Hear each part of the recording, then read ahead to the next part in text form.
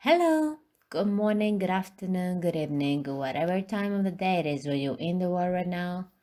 Today, we're gonna be making homemade crisps or chips or however you want to call them. Obviously, you could start off by trying to cut the potato yourself in pieces, but what the problem is with this is that you're gonna make uneven pieces. So, for example, here you see me cut a slice, but then the second one is probably not gonna be as perfect as the first one, and I'm gonna have to be really careful to try and cut the exact surface, and still, you see, it's quite thick of piece. You don't want the piece of the potato chip to be that big because it's not gonna cook properly.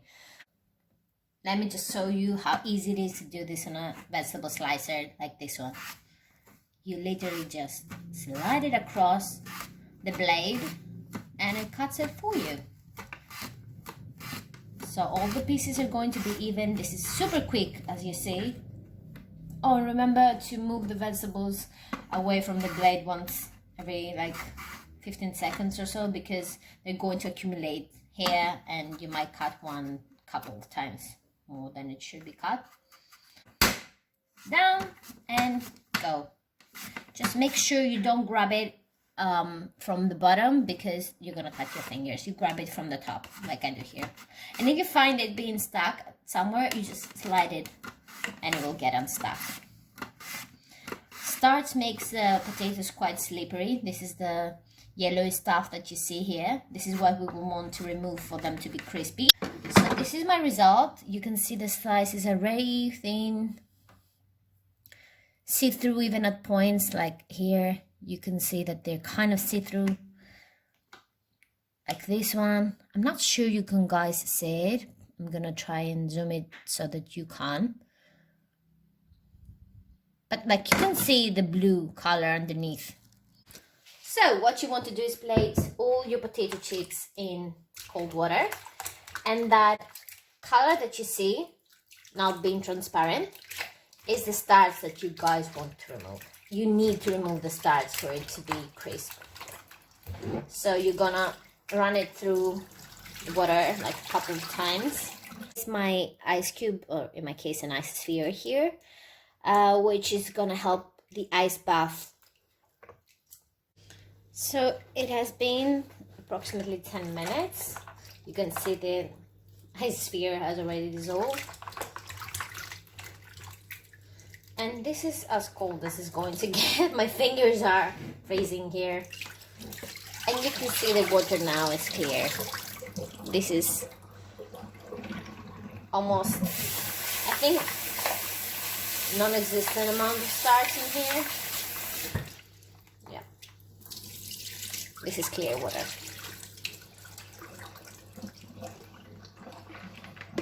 Gonna remove the sphere. And now what you want to do is place your chips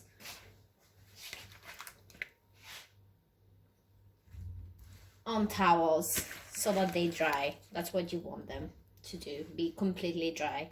So I typically strain them, but now I'm kind of in a rush, so I'm not gonna strain them. I'm gonna put them directly in my towel. I have a couple of towels underneath. You might use 3 towels for a couple servings of chips. Spread it around, let it water be soaked, and then if you want you can place another towel on top of it so that it dries faster. You can see the water coming through. This is the water coming through. But basically the important step is for you to remove the starch from the potatoes, because with the starch there's not a chance in the world that they're gonna be crispy.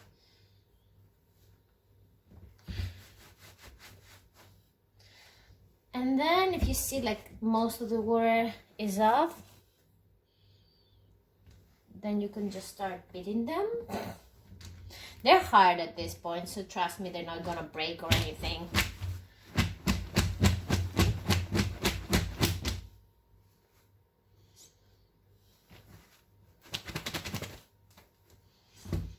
Potatoes are hard vegetables. And I'm typically changing the towel, but you don't have to do that because it already must be quite dry by now. Yep, I think this is ready now.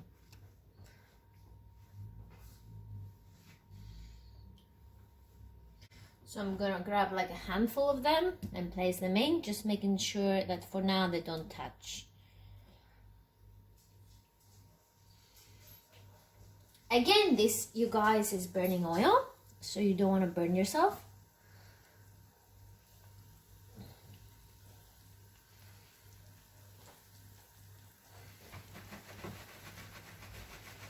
That's the whole point, not to burn yourself. Just making sure you see that if you place them correctly in the beginning, they're not gonna get stuck. Like these ones are touching, but they're not stuck. That's what you want to hear. And maybe if you have a really small one, you could just add it there as you go. Like this one is a small one.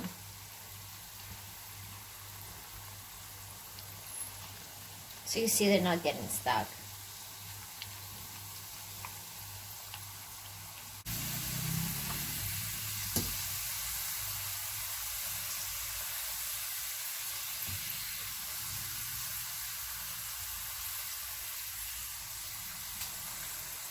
So I do typically use a strainer to make sure that the olive oil is its purpose.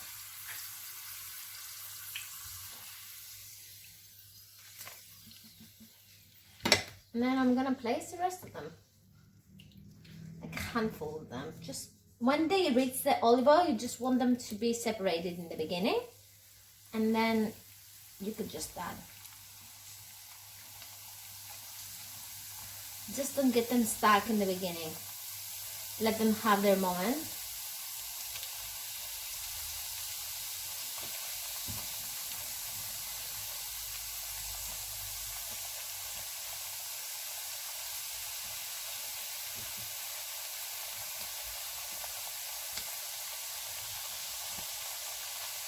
I think this is enough.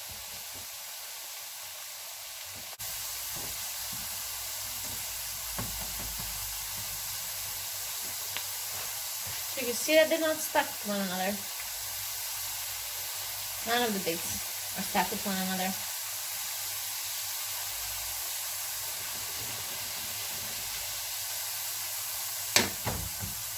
Moved it from the pan. I'm gonna literally let them stay for a bit here on the strainer so that they lose most of their oil, and you can hear how crispy they already are. And I'm gonna put them in a bowl to serve them. So this is our bowl of crisps. This is what they look like. This is what they should sound like. Breaking off just like a normal chip would break. I added some salt to them. I typically add the salt later on so that they can retain the crispiness. This is what they sound like. They're crispy, so they should be crispy when you move them around. This is the whole point, that you make them as crispy as possible but as less burnt as possible, because if you leave them on the frying pan for a long period of time, obviously they're going to get crisp. They're going to burn, so they're going to get crisp. So you need to find that soft spot of your frying pan where it's going to burn and when it's done properly. You get used to it.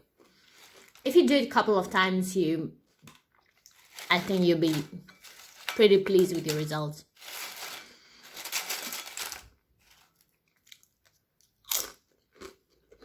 Oh god. This is super airtight. I didn't expect it to be this airtight. This is a couple of days later and it's still very crisp, as you can see, because this is an airtight container. It does not allow enough air to get in there and enough humidity to get in there for them to become less crisp.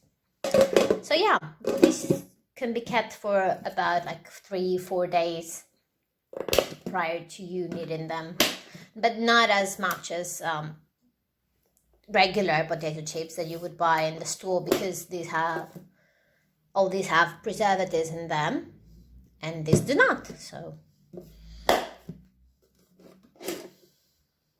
that's it. So yeah, that was it. I really hope you try this out and you end up liking it. Please like and subscribe for more. I really appreciate it when you do so. Until next time, bye.